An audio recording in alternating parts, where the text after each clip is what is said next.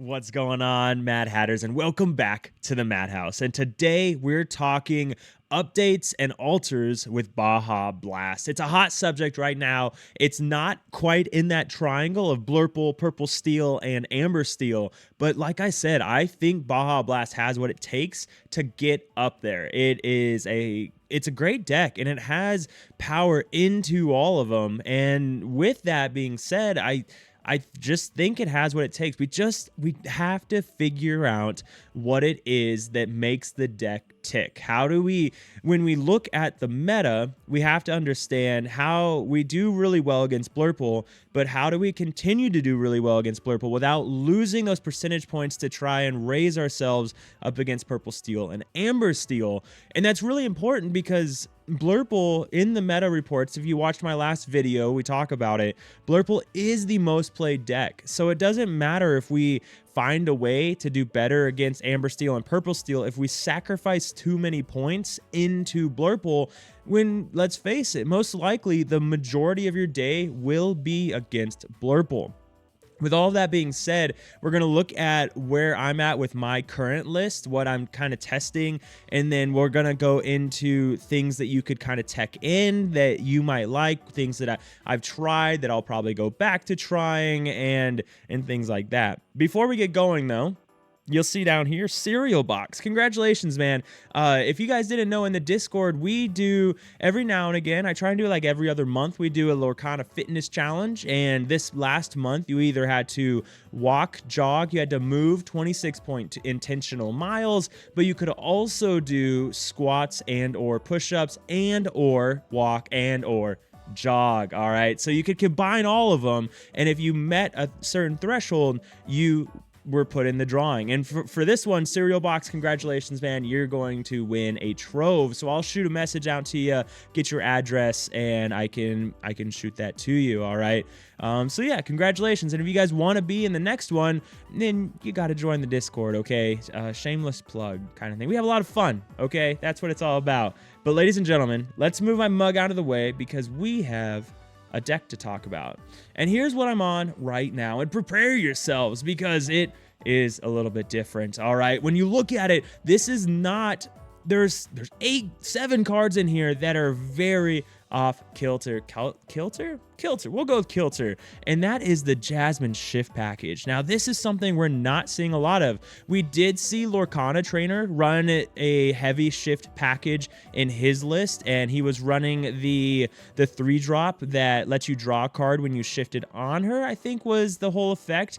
And so I saw his list, and I've realized for a minute that we have a hard time into Purple Steel, and Purple Steel is a strong deck. We're not seeing that very much as far as top 8s, but we're seeing it when it's piloted well. It's doing very well. So that's really important. And then the other factor is Amber Steel. Amber Steel had 2 first-place finishes this past weekend, which means that it'll probably be on the rise. So how do we, again, find a way to get percentage points into Purple Steel and Amber Steel without losing percentage points into Blurple? And that's why I started leaning towards Jasmine. And I've never liked Jasmine because the idea of playing this 6-cost card that is only good when you use her shift ability just felt awkward, and I wasn't a huge fan of that. And then I realized that I've been using Baymax, and I've actually really been enjoying Baymax because it's been super helpful into a lot of different things, and we'll talk about that. But I realized Baymax is the same thing. If we don't shift him, we're just playing a vanilla 5/5. So if I'm doing that with Baymax, and I'm using Baymax for the same reason I'd use Elsa, then why not give it a try? And one of the things that I was struggling with Baymax is finding 1-drops that really kind of just worked for me in a positive way. And I was using Basil, and we'll talk about that on the next slide. But I realized, why not Jasmine? Because that could solve so many issues for us, because a lot of the time we're trying to set up getting our Under the Sea off or Under Sea plus heads held high. But now with Jasmine, on that game 1, when they're not expecting it, you have a board clear that way if you can get to that point. So it makes it's a really good combo, and it works really well on this list, specifically because of Donald Duck and Baymax. So with that being said, the reason I say that is Donald Duck is a powerhouse of a card. I was originally on Pleakley and feeling super high on Pleakley, and again, shout out to JP because that kind of where I saw Donald Duck at first, and I immediately just saw like the lights turn on. And I talked about this in my last video, but Donald Duck just really powers Jasmine and Baymax, because what happens with the Donald Duck is a lot of different things, in that we can afford to just go crazy with ink because of Donald Duck. Because on the play, for example, we can go we could play our 1-drop, and normally in past iterations of green blue you never play a 1-drop because you need that hand, you need to be able to ink those cards so you can get to the shift Clarabelle. And so now we can afford to play the 1-drop, to play the Tipo, to ink a card, to lower our hand a whole lot, because then we play Donald Duck on turn 3 to help us draw into those inkables to be able to play the Clarabelle on turn 4 via shift. So Donald Duck has just been, like I said, an absolute powerhouse. The other thing that he does really well is that he helps us find this Jasmine shift package. When he's drawing us an extra card every turn, he's helping us get the ink, but you don't have to play Jasmine and then shift Jasmine on turn 4, right, for her shift 5. You can just do it on turn 5. If you have both cards in hand and you're on 6 ink, you can play the Jasmine and then shift the Jasmine and clear potentially your entire opponent's board, because they're gonna have to quest. They have to try and beat you before you can get your big powerhouse cards going. So Donald Duck has just been really good about feeding into that Jasmine shift package, feeding into this massive board clear potential that we have. And then again, Donald Duck quest for 2. If you've been on the fence about Donald Duck, there's just so many opportunities with him. The other thing is we just abuse ink better than any other deck right now. Yes, Blurple can ink a lot, but Blurple is running Into the Unknown as well as Hades. And because of that, they're just feeding us more ink. Like, I'll be playing games against Blurple that I end up at 14, 15 ink, and I stopped inking at like 9. I just didn't need to anymore. And next thing you know, I can do whatever I want in my turns. I don't even have to use characters to sing songs anymore, and that's been really helpful. So that's why we're on Donald Duck. That's why I'm on the Jasmine shift package. It solves a lot of issues where before we had to have Under the Sea, we had to have Heads Held High, and now we don't need that anymore. Now, yes, I'm going to keep them because they're extremely helpful, and that combo is just busted good, but Jasmine's shift package just gives us another combo piece to go into it. And then the Jasmine 1-drop is really great into the Baymax shift, which is really good into Purple Steel. The Baymax shift just helping us clear your opponent's board. Even if they play Calhoun on 2, if they play Captain Hook on 1 or whatever, they quest and then they think they're super safe, and you shift the Baymax and then you take out that character. And what's going to happen is now they're going to be cognizant of that you might have a shift Baymax coming, so they're going to start holding cards back from questing, specifically the Calhoun, so they can clap back. And that is really important, because every lore that Purple Steel doesn't get is they need one more White Rose, they need one more Giant Cobra, and that's all giving you time to catch up. And it doesn't take long. Once you get these 2-drops go, or these 2 questers going, then it can end very, very quickly. So the Baymax has just been great. The other thing that I love most about Baymax, though, is if you go 1-drop into Tipo, into you could shift Baymax there, which yeah, we'll just talk about that. You can go 1-drop, then you can play Tipo to go to, on turn 2, to go to 3 ink. You ink to go to 4 ink. You play Baymax, and you can sing Under the Sea right there. And that is powerful. That is really powerful, and I've done that. There are games against Purple Steel and Amber Steel that I have just sang Purple Steel, I have sang Under the Sea on turn turn 3 because I was able to clear that many characters because it worked so well. And being on the draw, it just was awesome. And then I had a Baymax, a 5/5/2 left to be able to control their board with. And that was phenomenal. Like, that is a game-winning play. It's also really, really good against the mirror. Being able to, maybe your opponent is running 4, really popular right now is 4 Clarabelles and 4 Clarabelles. So they play that, they play the 1-drop, they play the 3-drop, they think they're safe, and then you just wipe their board. And then now they have next to no hand, and they're stuck with this 7-cost big cow that they can't play for another 2 or 3 turns. And at that point, you've already used and abused them, and the game might just be over by the time they can use it. So Baymax, Donald Duck, it's just been really, really good. So what about the rest of the positions? The rest of it's pretty normal. Ratigan is something that I'm really high on for Blurple specifically. I was on 2, and I loved 2. I loved being on 2, but it was, again, one of those things where I had to drop some percentage points into Blurple to raise percentage points into Amber Steel and Purple Steel, and Ratigan was one of those that took the cut down to 1, but I wouldn't go below that. Ratigan hands down just wins me games against Blurple, and because it takes so much. Like, if your opponent wants to take out Ratigan, they will lose most of their board, if not all of it, and that is power. That is a lot of power right there. 1 bend to my will. We don't need more than that. We just need our opponent to know we have it. And so, like, you don't even, like, you just need to make sure they respect that you have it. Bend to my will is really great against greedy Blurple players, and it's really good against that other deck, the mirror. It's really good into the mirror as well, because maybe they draw a whole lot with Clarabelle, which is fine. But if you have a character down that can sing your welcome on their Clarabelle, and then you use Bend to my will, like, at that point, the game, again, probably over because you had the Bend to my will. So Bend to my will, it's really good against Blurple, and it's really good against a lot of decks, but I really have it in here for the mirror at this point because the mirror is getting really popular. And a lot of people for the mirror are teching in the 2-drop Ursula, the one that lets you see your opponent's hand and remove a song.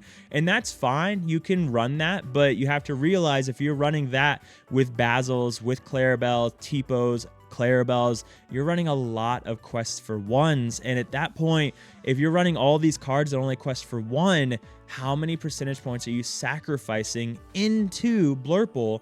And then also you're teching for the mirror, which is not popular.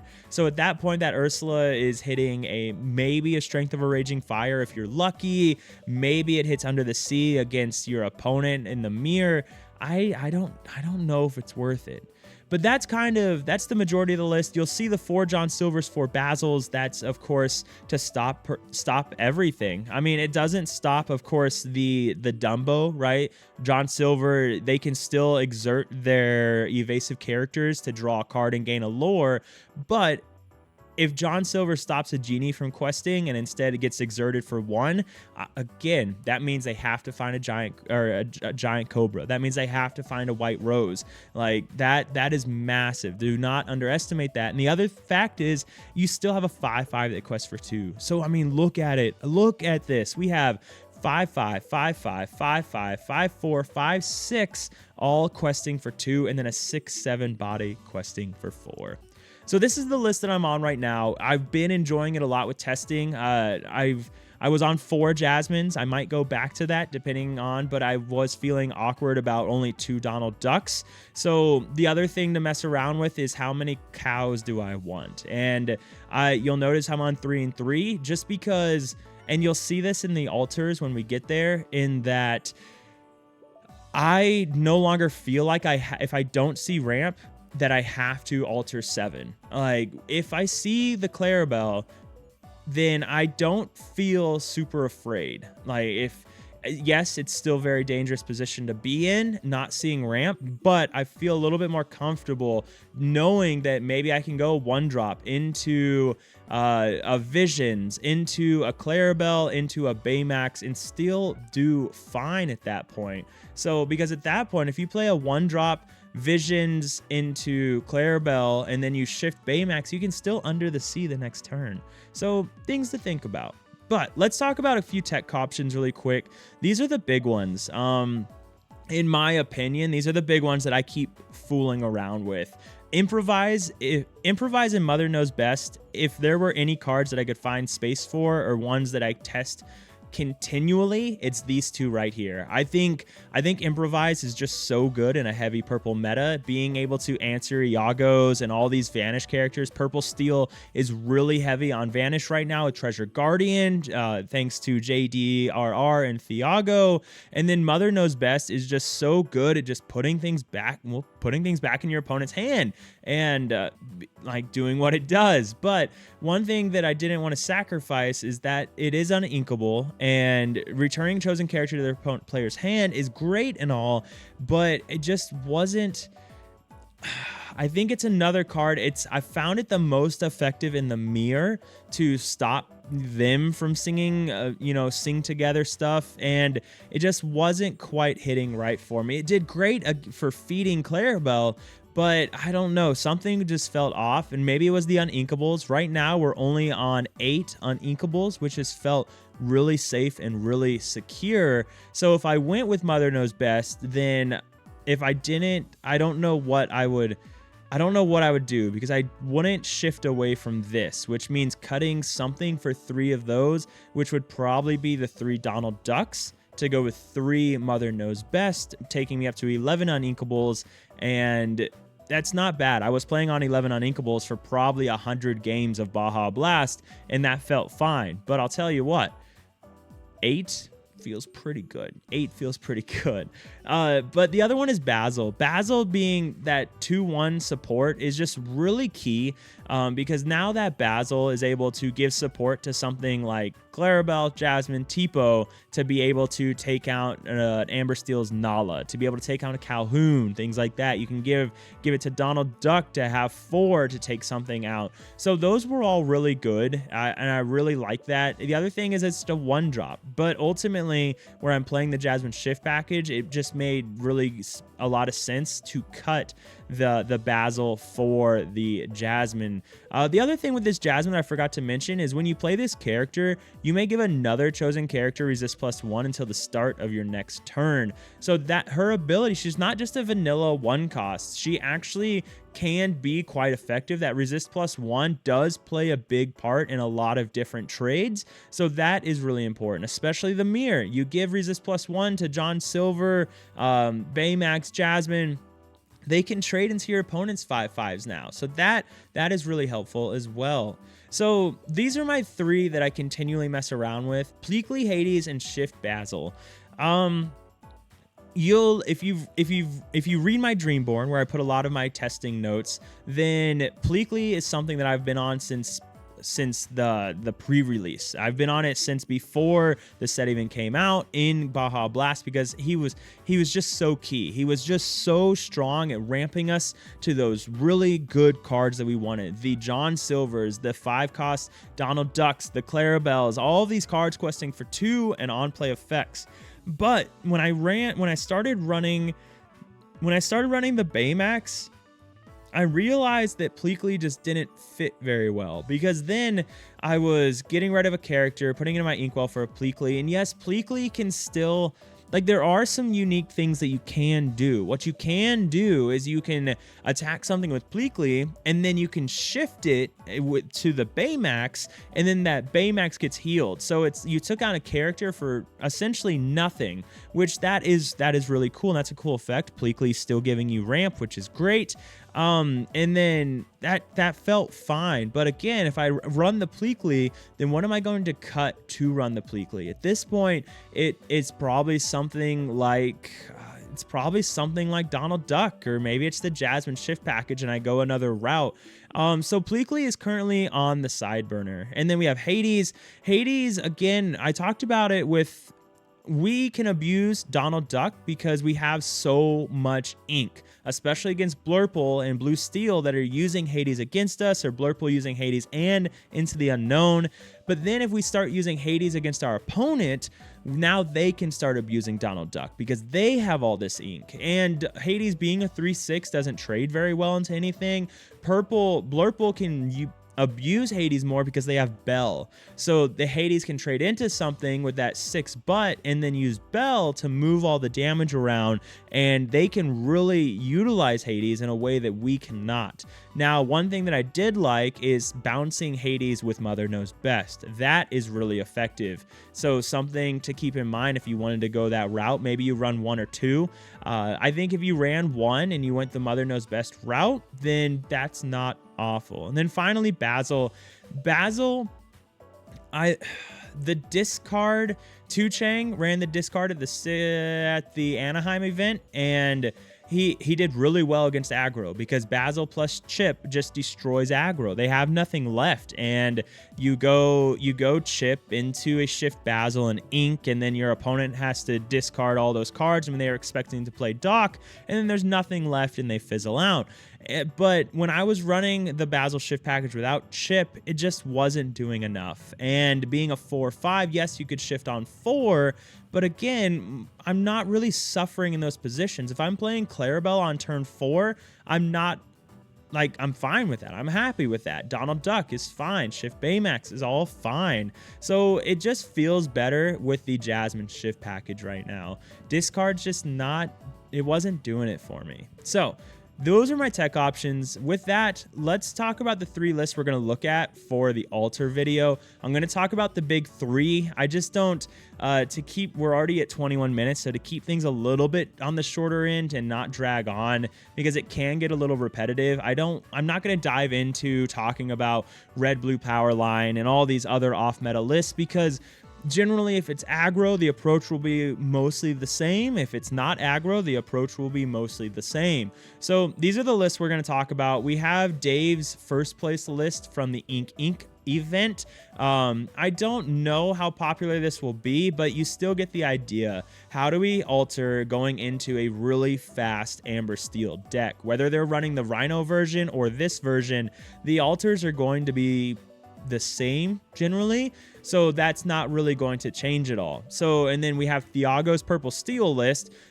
He's taken first at 2 big events, so people are inevitably going to start just copy pasta whatever he uses, or JDRR, and JDRR is also on something very similar, abusing this Treasure Guardian draw Quest for 2 package here with the 3 3s and things like that. And then finally we have Harlan Sweet's Blurple list.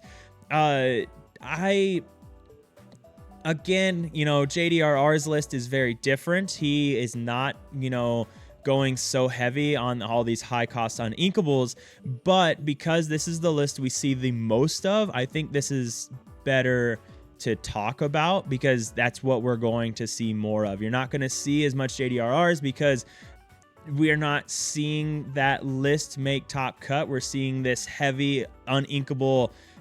Yeah, you guys know my opinion, running this many uninkables in a deck that has to alter 7 if you don't see ramp, but that's what's been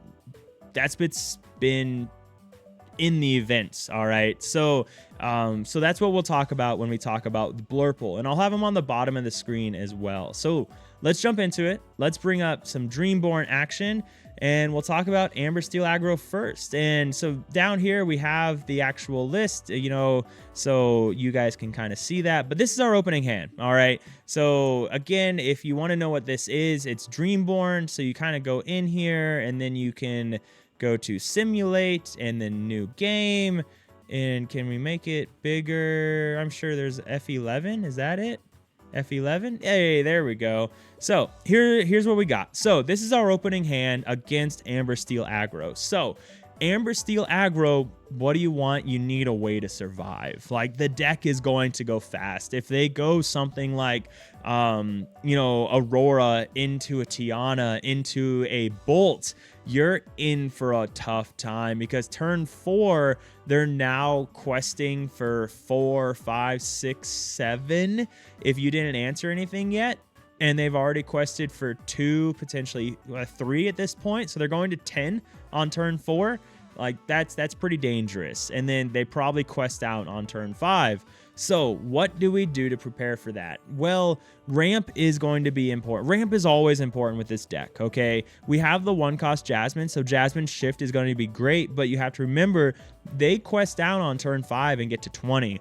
So, especially if they run Bolt, okay? If they run Bolt. So, with that, if we don't have ramp, we won't survive to play the Jasmine. So that's really important. Amber Steel aggro is one of those where we'd like to have Basil for the games where they don't start with the Tiana on turn 2 or Tiana on turn 3. So Basil would be really, really important here, but we're not playing that right now. So if Amber Steel is really popular in your local meta, maybe you do need to run Basil. But what do we do with this? We definitely don't need Radigan. We'll never make it to Basil, at least not early. Vision's not really needed. Heads Held High is not going to do it for us. And so I think we can go here. And maybe the answer, you would be perfectly fine to alter 7. If you wanted to make this really easy on yourself, a general rule of thumb with blue-green, with Baja Blast, if you don't have ramp, alter 7. And that's not just blue-green. That was, DKP burn last set on red-blue. That is Blurple for the longest time, including now. If you're running a blue deck that is a heavy ramp deck, then if you don't see ramp, you alter 7. That was one advantage of Pleakley, is you didn't have to alter 7 if you didn't see the 2-drop ramp. But here's what we're going to go with. The Jasmine, the reason I'm keeping the Jasmine is because it's a good Baymax target, and it's a good shift Jasmine target as well. And we'll go ahead and alter 7. And we can cook. We can cook with this. So this is really exciting. So we have a lot of ramp. So what you're going to do here, your line here is turn 1, you just ink the Clarabelle. You're not going to need the Clarabelle in this matchup, because you're going to control the game before you get to the point where you can probably gain a bunch of stuff with Clarabelle. And then we don't have a Clarabelle shift anyways. So we ink the Clarabelle, play the Jasmine.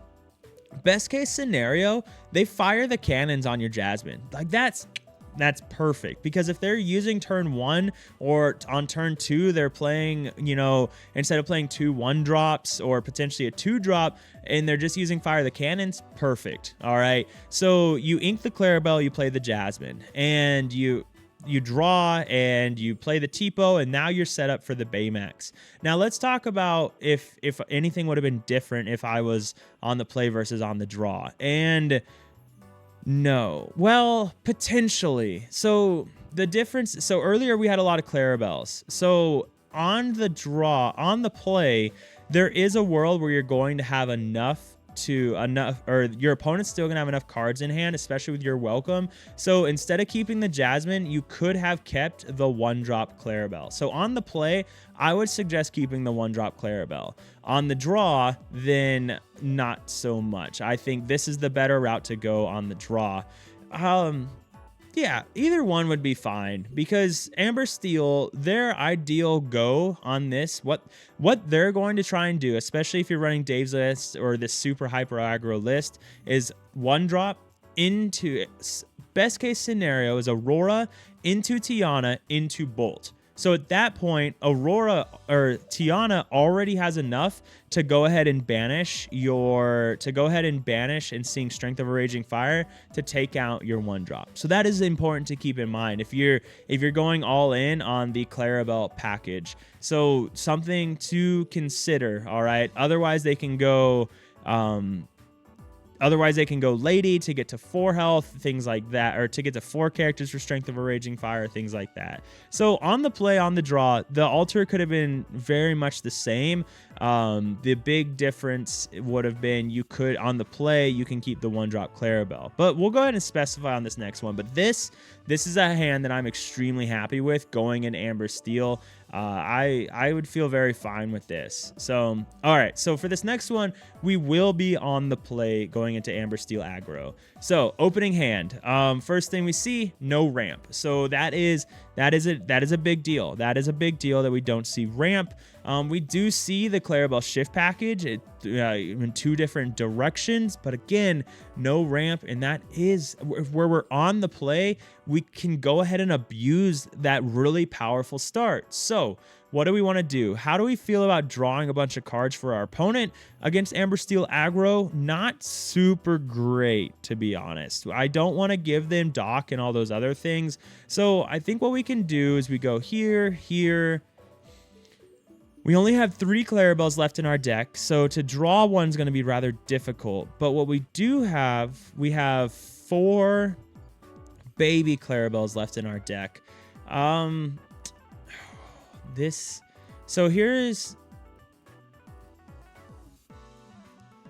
So you can keep either one of these.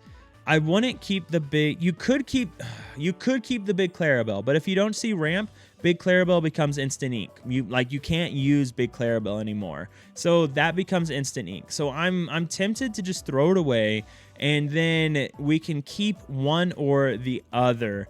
And we'll go ahead and see what happens if we keep Clarabelle. Again, they're going to be going a little bit slower because they are on the draw. So we have more time to set things up. So we'll go ahead. We'll keep the 1 Clarabelle. We'll mulligan Alter 6 because we're looking for that ramp.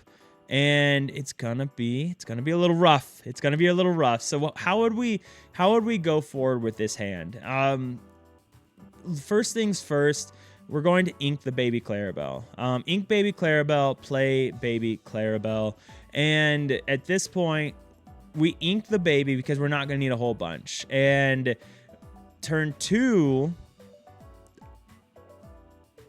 we just have no play. So there is a world where you could just ink this Clarabelle, so turn 2, but at that point, you're losing too many cards. The other option is you just ink Ratigan. So turn 1, you could ink Ratigan because you're never going to play Ratigan in this matchup. So, but at the same time, like, you're never going to play this other Clarabelle anyways. So you have a lot of options. Ink Ratigan, ink Clarabelle, both would be fine. I'm keeping the 3-drop because, well, that's going to be our 3-drop. And that's another thing of interest is that the 3-drop Clarabelle gets quite a bit worse when you don't run Mother Knows Best, because that is one advantage of her, is you could just potentially sing Mother Knows Best with Clarabelle or Pleakley, and we don't run Mother Knows Best and we don't run Pleakley. So, but that is another consideration for Mother Knows Best. But this hand, Amber Steel aggro is gonna have it in for us. We're gonna have to play Donald Duck on 4 if we haven't seen the shift package yet, or a ramp or something. But Donald Duck's definitely gonna have to come down on 4 because we're gonna need to find draw. So again, we don't necessarily want to play Donald Duck against Amber Steel, but it's better to play Donald Duck against Amber Steel than just lose because you can't find any of your pieces. Donald Duck is at least going to give you a couple draws before the game is over. Remember, you have the Shift Jasmine package and the Heads Held High / the Triple H / Under the Sea package as well.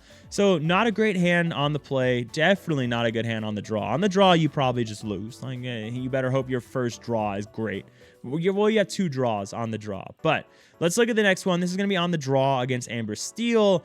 And all right, opening hand. We do have ramp, so that's great. One thing to note about this is I might just keep all 7. And here's why. Because we can go, we can play a 1-drop if we really want to, or we can be super conservative because we can ink a card. Yeah, I'm keeping all 7. And here's why. Because if we're on the draw against Amber Steel, they're going to have a bunch of characters down, right? So what we can do here is we play a 1-drop, Jasmine or Clarabelle, either one is fine. And then turn 2, you play Tipo, And turn 3, you shift Baymax, and now you can Seeing Under the Sea. So they have to use a Strength of a Raging Fire or Fire the Cannons on your Tipo or one of your 1-drops, or they lose. And meanwhile, if they do and you can't Sing Under the Sea anymore, you still have Baymax that can help you, do things on the board. If they play Tiana, it is unfortunate you can't attack that same turn because of the Tiana tax, but the point is that Baymax plus Tipo on the draw when they've played a bunch of characters out is going to be a big deal. Looking at the Amber Steel list, a lot of that is going to be cleared by Under the Sea. So they'll have to use Pete or something. Otherwise, well, those cards are going under the deck. Yeah. So with that being said, that's Amber Steel. Well, we can do one more on the play, and let's see if we can kind of bust them out of here. And man, we're just eight cards, and we've seen ramp in only one opening hand. So let's see. I like, again, not seeing ramp though is just tough. You don't want to keep this high cost uninkable because, oh man, this is a tough one.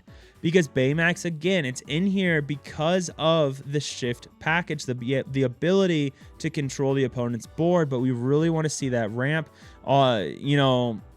We could do something like this where we go 6 because we have the Jasmine here and find the baby Jasmine and all of that. But again, now in 6 cards, we have to see a ramp and we have to see baby Jasmine. So that's a little difficult. So I think what we can do, if we look at 1-drops that are left, we have 1 Clarabelle that are left in the deck, and we have 4 Jasmines that are left in the deck. So we have 5 1-drops that are left, and as well as 4 Tipos.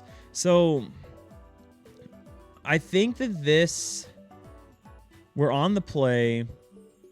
I think that we can do. This is one where you'd be fine either way. You could alter 7, or you could keep the 1-drop Clarabelle. Oh man, what would I do? I think I would keep the 1-drop Clarabelle. Again, you can force a Fire the Cannons or something like that. If this was a 1-drop Jasmine, I would keep the 1-drop Jasmine instead of the Clarabelle, but we'll keep the Clarabelle. So yeah, we'll talk about that. Let's say this was a 1-drop Jasmine, this was a 1-drop Clarabelle. If this was a 1-drop, I would keep it knowing that I have 3 more Jasmines in my deck, knowing that it's still a 1-drop, knowing that it has the potential to do that, to find me that, I have the potential to find the big Jasmine. And the 1-drop worst case scenario is a target for Baymax. So with that though, we'll keep the Clarabelle. Oh God, no, this is a terrible video. Don't pay attention to any, oh gosh. Okay, well this just got real worse. So how could we do, I wish we could push Control Z, because how could we do it differently? If we were able to go back and look at that last hand, we could potentially keep the 1-drop Clarabelle and the 3-drop Clarabelle, but again, no 2-drop whatsoever. With this hand, you ink a 1-drop and play a 1-drop. Now, which one you decide to go with is, of course, completely up to you. At this point, I think I ink the Clarabelle and play the Jasmine. And I'm playing the Jasmine, hoping to survive to the point where I can play Shift Jasmine. But this is a tough hand, and this is kind of the problem that you run with in Blurple. Yes, there's a super high probability you're going to lose if you don't see ramp, but at least you have characters that can challenge. You have the Rafikis and the guards, but in this deck you don't have any of that at your disposal. So that is really important to remember. In red blue DKP burn, at least if you made it to those other turns where you had Grandma Tala and B prep was an easy board clear, like you had a chance to come back, because eventually you're going to play Pirate's Life and negate all their lore gain anyways. This deck does not. So that's a choice you have to make. Do you want to just go with altering 7 to try and find that, or do you want at least something that you can play early on? So yeah, I would ink play. Or I would ink Donald Duck, play Jasmine, because potentially I might draw the Clarabelle and I could still play the Clarabelle shift package. So that's how I would go with this. But let's talk about the next one. The next one we're going to look at is Purple Steel. We're going to look at Thiago's list, and we're going to be on the play for this one. And so here's our opening hand. And hey, we finally have ramp in our opening hand. Now, what do we do with this? So one thing to keep in mind is with this hand, we have our opening ramp, and we know that in our deck we have 8 more 1-drops as well as 4 T-Pos. So we have 12 cards in our deck right now that will enable the Baymax Shift package. So I like this right here. This feels really good because we can go here and we know we have 12 cards in our deck that will enable Baymax Shift that we could potentially draw to get there. Now, the other thing that we could do is we could just get rid of the Uninkable, and that is a perfectly fine option, knowing that your turn 3, your 4-drop is going to be Donald Duck. So we just get rid of the Uninkable, and we're really digging for those 1-drops because we are on the play, so we can abuse that play draw disparity into Purple Steel. Because what is Purple Steel going to try and do? They're going to try and play the 1-drop, not Raja, but the Palace Guard, maybe Captain Hook or Diablo, any of them. They're perfectly fine with any of them because their whole objective is just go 1, 2, 3, 4, and just really just beat you up. So one of the things that's really popular, really good though, is just getting a character to beat them up back. But we can go this route. It gives us something to do. It gives us a way to stay in the game perfectly fine, and we don't potentially get stuck on a Baymax we can't use. So depending on how risky you want to be, you can keep the Baymax or send the Baymax back. We're running 8 Uninkables. So with 2 in our hand right now, we know we have 6 Uninkables left. 2 Under the Seas, and then 2 Under the Seas, 1 Bend to My Will, and 3 Baymaxes. So that's important to remember as well. So we'll go ahead and just go with these 2. And all right, I can live with this. I can live with this. So what we do here is we want to set up our Baymax Shift package. So we ink sail, pass. Perfectly happy. Next, we can T-Po and ink the Baymax, or so we probably ink the other sail, T-Po the Baymax. And then turn 3, we shift the Baymax and we can start controlling the board a little bit. We play the Donald Duck so we can start getting our draw back. Meanwhile, we still have Baymax, hopefully. Or maybe they traded Calhoun into it and we're fine with that. Or they just didn't expect the Baymax and they quested the Calhoun like a silly head. So there's that as well. So this is a hand that at first glance you might be a little weary of, but it's perfectly fine. This is why we run Donald Duck, because we don't have to rely on the Clarabelle Shift package like we used to have to. Now we just have Donald Duck to help get us to the Clarabelle Shift package, or help get the game along while we dig for these characters. I've won plenty of games where I never see the Clarabelle Shift, or I spend the whole game inking Clarabelle because there's just other things that I can do that feel better, because I don't need the card draw because Donald Duck's doing it, things like that.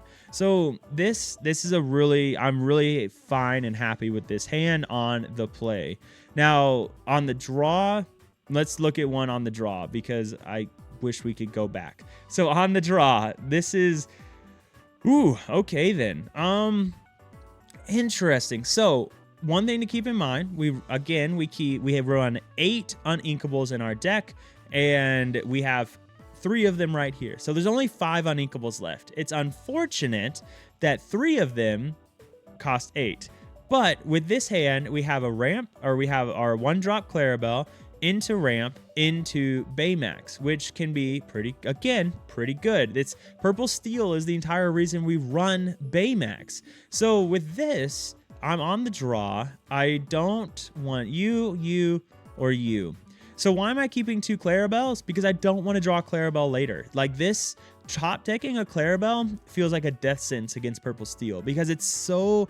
Purple Steel is a match that is never going to be easy. It's not an easy matchup by any means. They have tons of reach. They have characters that on their own avoid Under the Sea very well. So it's not an easy match. So I don't want cards that feel like a death sentence in top deck. So on turn 1, I ink Clarabelle, play Clarabelle, turn 2, sail. Like it's very straightforward. And I keep the Uninkable because we only have 3 more. right? 4? No. We have 5 more in our deck. So odds are good that we don't draw 5 uninkables here. And so yeah, in worst case scenario, turn 2, we have an extra draw anyways. So we alter 3. All right. Yeah, this is a hand I can live with. It's pretty much identical to our on the play hand. Nothing has changed from what I said. We'll ink Clarabelle. Well, no, it has changed. Ignore what I said, because this list that Thiago has does not run Fire the Cannons, but Fire the Cannons is getting more popular because of green blue and because of elephant in Blurple. So and if you know, JDRR has been really heavy on run Fire the Cannons because of elephant. So what we do now is we can go ahead and either ink the Visions or ink Donald Duck. Either one is fine depending on what you want to do. Maybe you kind of just wait to see what your first draw is. But so turn 1 though, you can't wait to see what your first draw is. So no, you're on the draw. So maybe you wait to see, but most likely I'm going to go ahead and ink the Visions because I won't be able to use it for a while. So whereas Donald Duck guarantees I can use it, as well as with 3 health, he can challenge things. So I'll ink the Visions, play Clarabelle. And then turn 2, I can sail and play the Clarabelle if I really wanted to. That way I can guarantee the Baymax shift going off. And that, again, really heavy. Baymax shift is just really strong into the purple steel matchup because it's just helping you set up trades. It's helping you, your opponent has to slow down and they can't quest everything if they want to keep it alive. So if anything, they don't quest the Calhoun, you take out the Captain Hook. Now they have to send 2 characters into your Baymax, or maybe they use an ink to play Hypnotic Strength, which isn't the end of the world either. So this hand on the draw, I could be happy with. I'm not upset with this hand. We're going to get some extra draw here. We're going to get some extra draw here. We get our Baymax down. So on the play one more time.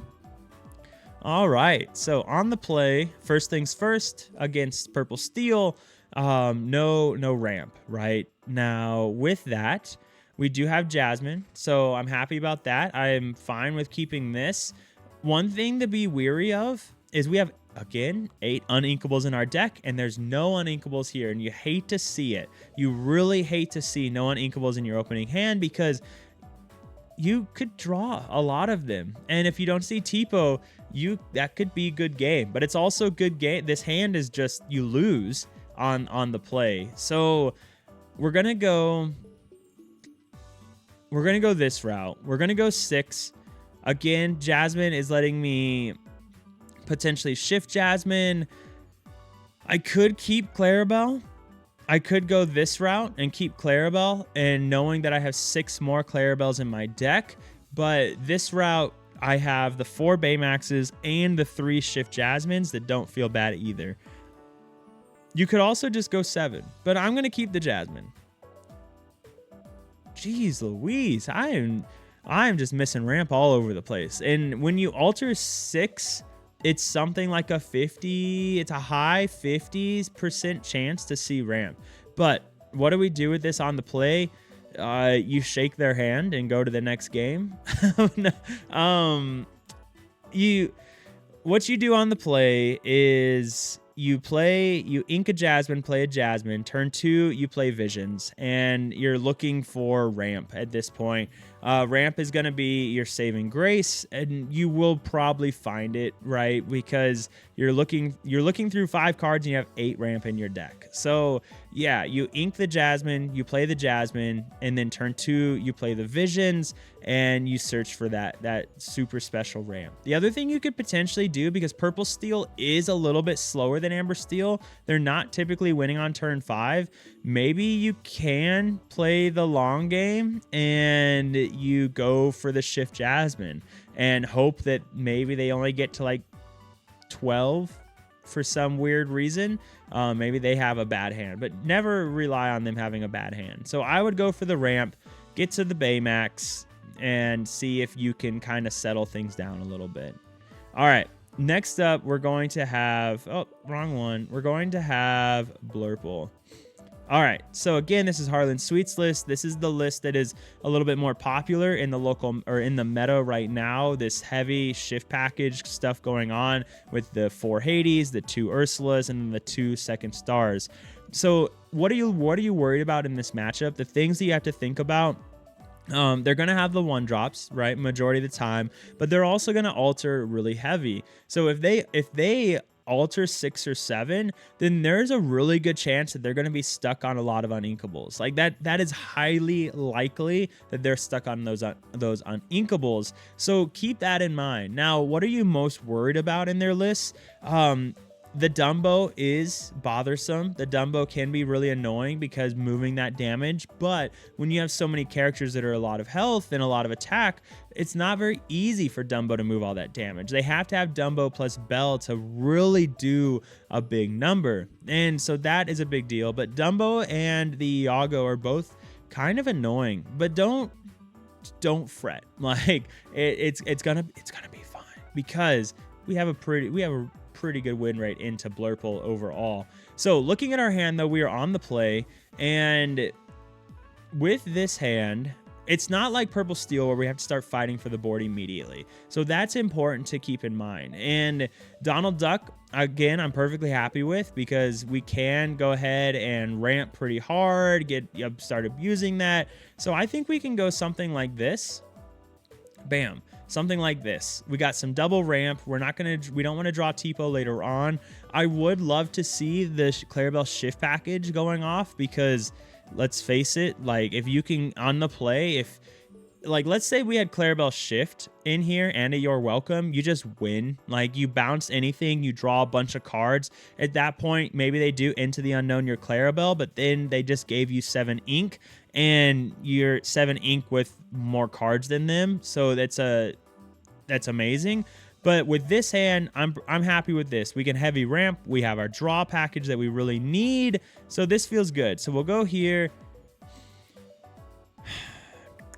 All right, so what we can do here, because we still want to go the Donald Duck to get the draw that we want, because we can hold on to Jasmine for a while. My goal for this would be to not ink the Jasmine unless I have to. So what we could do is we can go ahead and ink the John Silver to start and pass, and then see what we draw. Remember, you are on the play, so you have a lot more time. And again, Blurple's not going anywhere fast. Like they have some games, but to have those games, they have to go genie, genie, genie, like over and over and over again. So you have time to set things up. So it's not the end of the world. And the other thing is a good Blurple player are going to keep their hand low. So a good Blurple player, their ideal hand going into green blue is they want to see a 1-drop, they want to see Tipo, and then they want to see Iago. And at this point, with a hand like that, they're avoiding Under the Sea really well. That Iago does that really well. Iago sets up Bell really well. Tipo keeps their hand super small. And then they're going to hold on to those other really important cards like Finders Keepers or Second Star to the right. And they're going to feel fine with that. And they're just going to ramp. They're going to keep their hand at 1 or 2 cards and then force you to kind of make a decision. So that's what they're looking to do against you. So what's going to happen is you ramp, you play the Donald Duck, you'll eventually get to the Jasmine, hopefully find one of the baby Jasmines, and then, so yeah, this is a fine hand. Lots of draw going on here, replacing itself here. Questing here, this is a good hand. So again, you ink John Silver, pass, see what you draw. Maybe you ink it, so you can play Tipo or play Sail. Either one will be fine. I think it depends on what they play on their turn 1. Yeah, I think you could go Tipo to ink the Baymax. No. I think you still go Sail because you're looking for 1-cost Jasmine or the big Clarabelle at this point, and you can still Tipo the Baymax the next turn if you really need to go that route. So that's how I would go in this case. So on the draw, all right, we have ramp. That's a good start. Now, one thing to keep in mind is on the draw against Blurple is a big reason a lot of people are running multiple Clarabelles, because on the draw, you have to have Clarabelle 1-drop and you have to have Clarabelle 3-drop. So you play the 1-drop and then you play the 3-drop, and then they can only answer one of them with Elsa. So at that point, you're guaranteed to get your Shift Clarabelle. The problem is, does it really matter? Because their hand is going to be super small at this point. If they didn't play Genie, which hopefully they did not, because you don't play, well, for them, this is advice for Blurple, you don't play Genie on turn 4 into green-blue, because again, you're trying to keep your hand small. But so with this, we don't really need Under the Sea, because we don't even have the characters to get there. We don't need Your Welcome, Jasmine, Basil. So Tipo, we don't need that. So with this sets up our ability to play Clarabelle on turn 4 still. All we need is a 1-drop Clarabelle and the Clarabelle. So that is a possibility, because what else are we looking for in this? Shift Jasmine is going to be really good in this matchup. That's something that you could go for. You could potentially, if they are not as good, you know, you could set up the Under the Sea with 1-drop into Tipo into Baymax. So that is something as well. But I think this is fine right here. And so we'll go ahead and mulligan and not see what we want at all, but that's fine. So we ink the Basil, probably not play the 1-drop, because again, they're just going to play Elsa and remove your 1-drop before you can do anything. So we just don't play it. So we ink the Basil, we play the Tipo, ink something, that kind of idea, depending on what you draw at this point. Maybe an uninkable, you know, things like that. But this is fine. Heads held high is great opportunity. But again, they're going to have Elsa, right? So the ability to seeing heads held high is going to be pretty tough, because you have to have 2 characters down to seeing Under the Sea, and then so you can play heads held high or Triple H. So a hand like this, though, we have a good ramp package. We potentially have Jasmine Shift. I would not play the Jasmine, and I would not ink the Jasmine unless I really had to. And that's how I would go forward with this hand right here. So we'll look at on the play again. Not good. So this one, I would just Alter 7. Like, this is a perfect example of Alter 7. You don't have a 1-drop. Yeah, you don't. Nah. Like, no, there's just nothing. You Alter 7. Sorry, I have no good advice with this one. This is an awful hand. So you always Alter 7. And we're never punished? ? So with this, it's not perfect, but we can go ahead and ink the You're Welcome here, because what we can do is we can pass, and then we can super hyper go crazy ramp, because we have the Sail plus Tipo. So the nice thing about this hand is we won't draw Tipo later on. And so we ink You're Welcome. Next turn we go Sail into something, and then we can go Tipo, and then a Donald Duck, and at that point we're at Clarabelle with no hand, because we used all the Tipos, and Clarabelle will most likely start drawing us cards, and that feels pretty good as well. So yeah, this is not the worst hand in the world on the draw, and because we have this crazy ramp thing going on where we're just gonna ramp so fast to get to that Clarabelle. So, and just hope that they still have cards in their hand for your Clarabelle, because that's going to be the really dangerous thing. If they just Hades your Clarabelle and they didn't have a lot of cards in hand, you also don't have a lot of cards in hand. So that's pretty dangerous as well. But with all that being said, look at all those Jasmines. With all that being said, we'll go ahead and get out of this, get back to this beautiful Canva. Bam, bam, bam, bam. And bam. So that's kind of some matchup stuff that I'm looking at when I'm playing the deck. Again, the biggest challenge with blue-green Baja Blast right now is figuring out what it is what are the perfect numbers? What are the cards that fit into it? It's not, Purple Steel is kind of figured out already. Blurple, they're still trying to figure out, do we go with the heavy high uninkable counts? Do we run the Monstros? Things like that. But green blue is definitely not there yet. There's so many different options that you can run with it. But That's what it's all about. Testing, talking to people. In our Discord, we're talking about a lot of Baja Blast. I encourage you, if you like it, come jump on in and we can kind of talk about what's working. One of our guys is testing the ward Hero Homada, which the shift ward character, which could work very well also. But yeah, this is where I'm at. Let me know how you liked the video. Let me know if you would have done any of the alters differently. Are you a fan of, if I don't see ramp, I alter 7? It doesn't matter. Is that your way to go? If you feel like I missed something, if you want another question, or if you want another answer, let me know as well. But ladies and gentlemen, I hope you enjoyed the video. I hope you enjoyed the weekend. There's a lot of great stuff. The PPG event, as well as Set 5, the DLC in China for Set 5. I'm pretty sure it's China, but I hope you guys have a great weekend. All right, I'm going to be home in, oh boy, I'm going to be home, ladies and gentlemen, in about a month. All right, so that's super exciting. I can't wait to be back home and be able to bring you guys more content and things like that. But until then, ladies and gentlemen, stay happy and healthy, and I'll see you around.